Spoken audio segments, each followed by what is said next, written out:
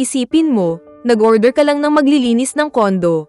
Pero ang dumating, isang babaeng hindi mo inaasahang makakapagpabago ng buong araw mo.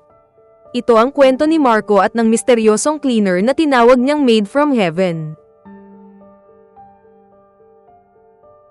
Isang tahimik na umaga, abala si Marco sa pagkain ng almusal sa loob ng kanyang kondo nang tawagan niya ang kanyang mommy upang kumpirmahin ang ipapadalang tagalinis.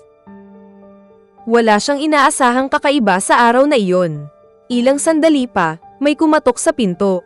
Dahil bukas naman ito, pinatuloy niya ang bisita nang hindi man lang tumitingin.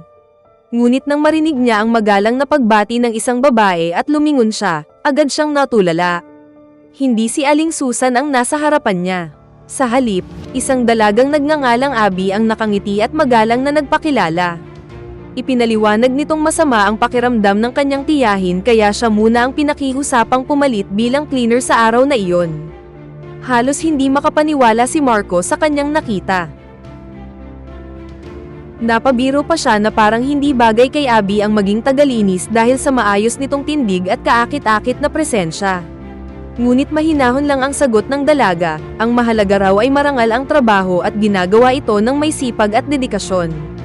Mula noon, habang naglilinis si Abby ng bawat sulok ng kondo, hindi maiwasan ni Marco na mapansin ang kanyang kabaitan at kasipagan. Sa isip niya, tila ba may anghel na dumating upang ayusin hindi lang ang kalat sa bahay kundi pati ang magulo niyang araw. Habang lumilipas ang oras, napansin ni Abby na tila may mabigat na iniisip si Marco.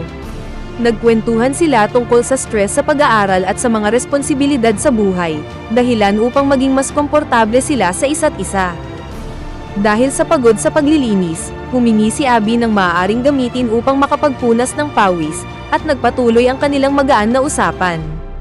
Hindi nagtagal, nag-alok pa itong tulungan si Marco na makapag-relax sa pamamagitan ng simpleng masahe matapos marinig ang mga pinagdaraanan nito. Sa puntong iyon, naging mas personal ang kanilang samahan, at nauwi ang araw sa isang desisyong kapwa nilang pinili, isang pangyayaring nag-iwan ng malaking marka sa alaala ni Marco. Kinabukasan, paggising niya, wala na si Abby. Malinis na ang buong kondo, ngunit isang maikling mensahe ang naiwan. Kung kailangan niya raw muli ng maglilinis, maaari lang siyang makipag-ugnayan. Napangiti si Marco habang binabasa ang sulat. Sa unang pagkakataon matapos ang matagal na panahon, tila naging mas magaan ang pakiramdam niya. At sa halip na tapusin ang araw ng payapa, tila lalo pa niyang pinagmasdan ang kanyang paligid, umaasang magkakaroon muli ng dahilan upang bumalik ang dalagang minsang kumatok sa kanyang pintuan. Pero ang tanong, nagkataon lang ba ang lahat ng ito? O ito na ang simula ng isang mas malalim na lihim na pagtatapat na magpapabago sa kanilang dalawa? Para sa susunod na mangyayari, siguradong hindi mo gugustuhin kumurap. At dito nagtatapos ang ating recap. Kung nagustuhan mo ang ating video, huwag maiyang mag-like sa ibaba. Maraming salamat po. Disclaimer lang po, ang video na ito ay para lamang sa recap, review at commentary, alinsunod sa fair use. Wala kaming pag-aangkin na mga larawan, eksena o tunog mula sa pelikula.